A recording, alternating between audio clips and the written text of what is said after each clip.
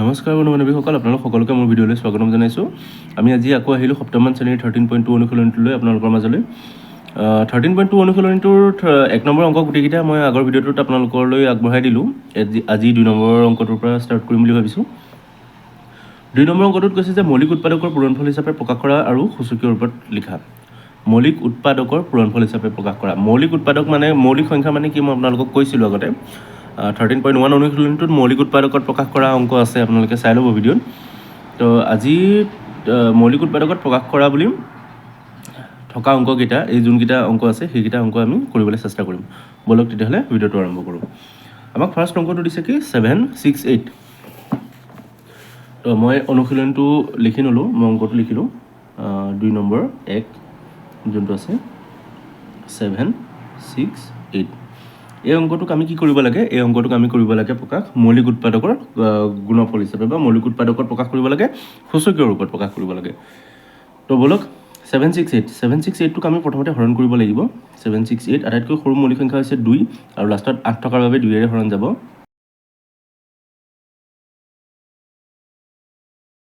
তো আমাৰ ইয়াত যদি চাওঁ তেতিয়াহ'লে ইয়াতে 2 কেইটা আছে, 1 2 3 4 5 6 7 8টা।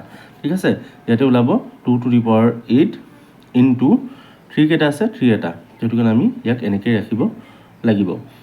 তো বলক তেতিয়াহ'লে আমি 2 নম্বৰটোলৈ যাওঁ। 2 নম্বৰটো আমাক দিয়া আছে 729। 729 অংকটোক আমি আকৌ তেনেদৰে হৰণ কৰিব লাগিব। 729 লাষ্টত 9 আছে যিহেতু ইয়াক 3ৰে হৰণ যাব। তো আমি ইয়াতে 3 কেইটা পালোঁ, 1 2 3 4 5 6টা। সেইটো কাৰণে আমি লিখিব পাৰোঁ 3 to the power 6। তো দেখা পাইছে এইকেইটা অংক হয়, এইকেইটা মই কৰি দেখুৱাইছোঁ। আপোনালোকে লগে লগে এইকেইটা পাতিও যাব পাৰিব, কথা নাইকিয়া। তাৰপিছত আছে 3 নম্বৰ অংকটো আছে আপোনাৰ 128 ইনটু 625। এতিয়া এটা কথা মন কৰক, ইয়াতে আমি 2টা অংক পূৰণ কৰি পেলাইও কৰিব পাৰোঁ বা ভাগ ভাগকৈও আমি কৰিব পাৰোঁ, মাজত পূৰণ চিন বহাই পেলাই কৰিব পাৰোঁ। তো ভাগ ভাগকৈ কৰিলে আমাৰ কাৰণে বেছি সুবিধা হ'ব। 128ক যদি আমি 2ৰে হৰণ কৰোঁ তেতিয়াহ'লে ই যাব 64 বাৰ। আকৌ 64ক যদি 2ৰে হৰণ কৰোঁ ই যাব 32 বাৰ। আকৌ 32ক যদি 2ৰে হৰণ কৰোঁ ই যাব 16 বাৰ। 2ৰে যদি 16ক কৰোঁ ই যাব 8 বাৰ। 2ৰে 8ক কৰিলে ই যাব 4 বাৰ। আৰু 4ক যদি 2ৰে কৰোঁ তেতিয়াহ'লে ই যাব 2 বাৰ। তো এতিয়া ইয়াত চাবলৈ গ'লে 2 কেইটা আছে, 1 2 3 4 5 6 7টা। ঠিক আছে, 2 to the power 7 ইনটু এতিয়া 6 to 5। 6 to 5টোক যদি আমি কৰোঁ 6 to 5, ইয়াক আকৌ কিহেৰে হৰণ যাব? 5ৰে যাব। 5ৰে যদি 6 to 5ক হৰণ কৰোঁ তেতিয়াহ'লে আৰু ইয়াত যদি আমি চাবলৈ যাওঁ 5 to the power 4। ঠিক আছে, তো এইটোক আমি এনেকৈ লিখি থ'ব পাৰোঁ। তাৰপিছত 4 নম্বৰ অংকটো আছে 64 ইনটু 7 to 9। 64 into 7 to 9। 64টোক যদি আমি হৰণ কৰোঁ 64ক যদি 2ৰে হৰণ কৰোঁ তেতিয়াহ'লে 2 এইবিলাক যাব 3 বাৰ, এইপিনে যাব 2 বাৰ।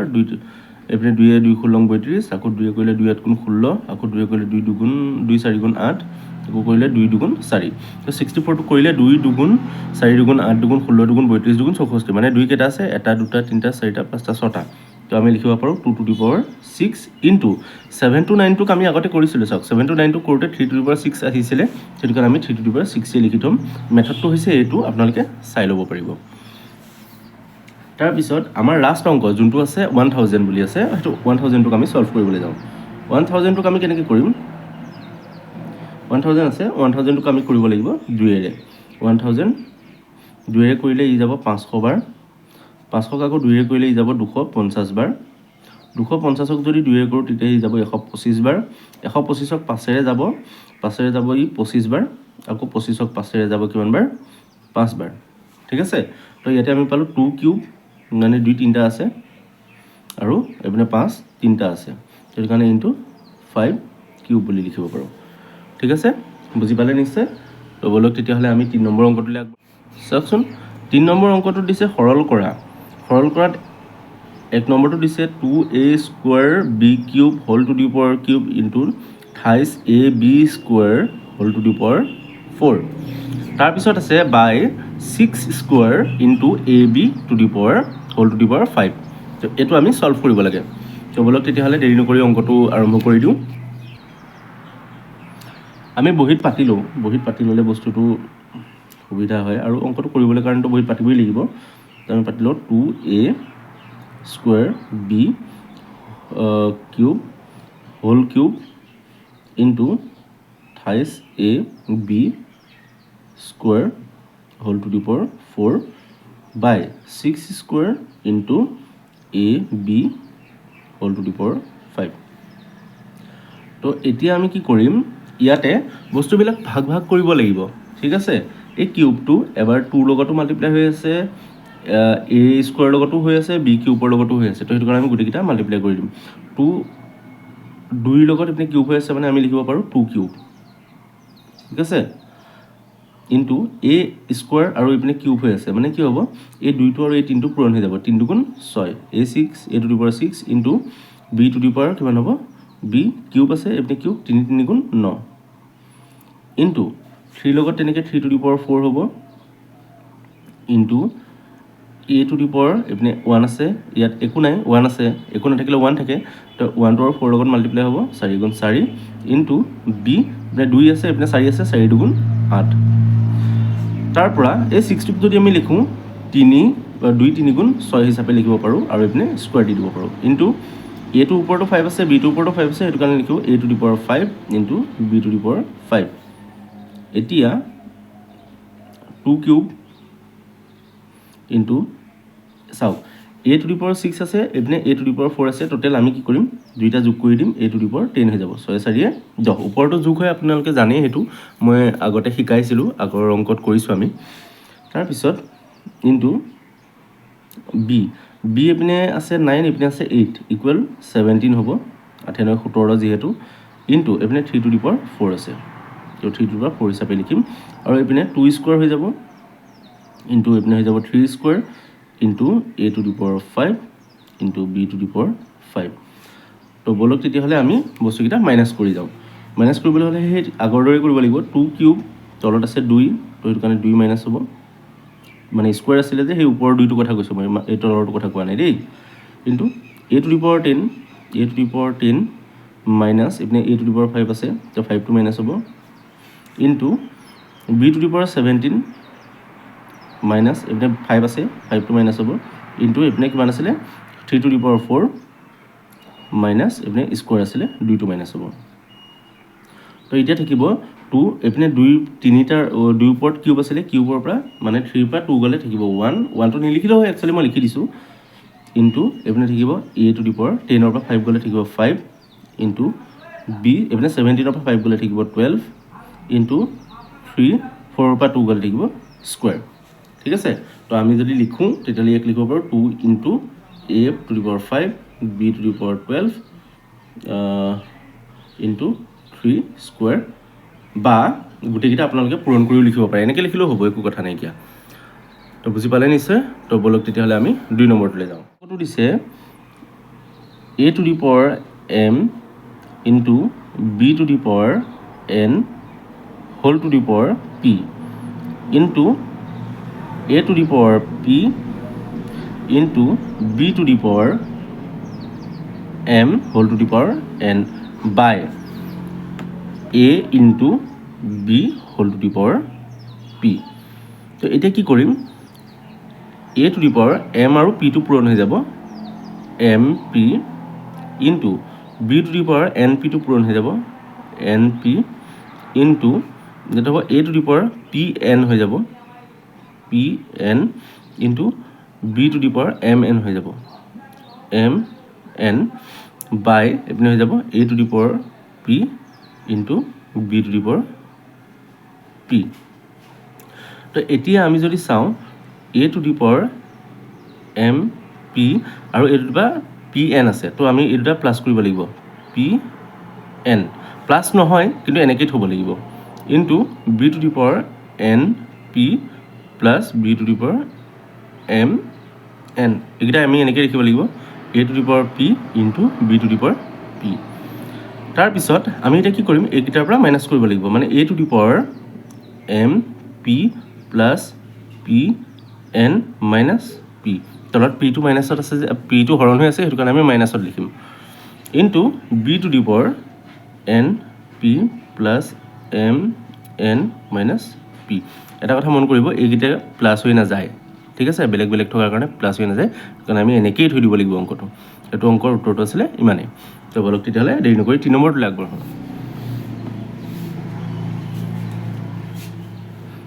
ঠিক তেনেদৰে আমাক 3 নম্বৰটো দিছে। 3 নম্বৰটো দিছিলে a b square whole cube into a square b cube whole to the power 4 into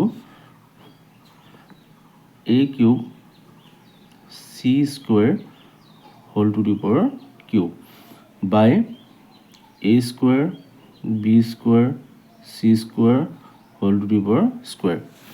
তো এতিয়া এই অংকটো সলিউশ্যনৰ ক্ষেত্ৰত আমি বস্তুটো চাব লাগিব, আগতে কৰা অংককেইটাৰ দৰে আমি ইহঁতক ভাগ কৰি দিব লাগিব। এই 1টো ইয়াৰ ওপৰত 1 এটা আছে, 1টো 3 লগত পূৰণ হ'ব, এ কিউব হৈ যাব ইনটু এইপিনে হ'ব বি স্কুৱাৰ ইনটু 3 কৰিলে কিমান হ'ব 2 3 গুণ 6 ইনটু এ 2 4 গুণ 8 ইনটু বি 4 3 গুণ 12 ইনটু এ 3 3 গুণ 9 ইনটু চি 3 2 গুণ 6, ঠিক আছে। ঠিক তেনেদৰে এইটো হ'ব এ 2 2 গুণ 4 ইনটু বি 2 2 গুণ 4 আৰু এইপিনে হ'ব চি টু দি পাৱাৰ 4। তো এতিয়া আমি এ লিখি পিনে এ ইয়াতে কোনটো আছে, এইটো এটা আছে, এইটো এটা আছে, এইটো এটা আছে, ঠিক আছে। ইয়াৰ ওপৰত 3 আছে, ইয়াৰ ওপৰত 8 আছে আৰু ইয়াৰ ওপৰত 9 আছে। তো গোটেইকেইটা যোগ কৰি দিম। 3 8 3 কিমান হয় 11, 11 9 কিমান হ'ব 20। তো a to the power 20 into b কিহত আছে, বি ইয়াত আছে আৰু ইয়াত আছে। তো এইপিনে 6 আছে ওপৰত আৰু এইপিনে আছে 12, 12 আৰু 6 যোগ কৰি দিলে কিমান হ'ব 18। তো বি টু দি পাৱাৰ 18 আৰু এইপিনে চি ক'ত আছে, চি অকল ইয়াত আছে, তো সেইটো কাৰণে চি টু দি পাৱাৰ 6 হিচাপে থাকিব। তাৰপিছত ইয়াত থাকিব a to the power 4 into B to the power 4 into C to the power 4। এতিয়া কি কৰিম, ওপৰটোৰ পৰা তলৰটো, যিহেতু তলৰটোৱে ওপৰটো হৰণ কৰি আছে, তো সেইটো কাৰণে আমি বিয়োগ কৰি দিম। A to the power 20 minus তলত আছে 4 মাইনাছ হ'ব into B to the power 18 minus তলত আছে 4 মাইনাছ হ'ব into C to the power ওপৰত আছে 6 তলত আছে 4, তো 4 মাইনাছ হ'ব। তো এ টু দি পাৱাৰ কিমান থাকিলে, 20ৰ পৰা 4 গ'লে থাকিব 16, a to the power 16 into B to the power 18ৰ পৰা 4 গ'লে থাকিব 14, b to the power 14 into C to the power ওপৰত 6ৰ পৰা 4 গ'লে কিমান থাকিব 2, তো সেইটো কাৰণে চি স্কুৱাৰ হ'ব। তো অংকটোৰ উত্তৰটো ইমানেই আছিলে। তো আপোনালোকে বুজি পালে নিশ্চয়। তো বলক দেৰি নকৰি 4 নম্বৰ প্ৰশ্নটো চাওকচোন। 4 নম্বৰ প্ৰশ্নটোত দিছে যদি 3 two the power m equal 81 হয় তেন্তে এমৰ মান নিৰ্ণয় কৰা। আমি আগতে এনেকুৱা অংক এটা কৰিছিলোঁ, আগৰ অনুশীলনীটোত কৰিছিলোঁ 13.1ত। তো বলক তেনেকৈ কৰিব লাগিব।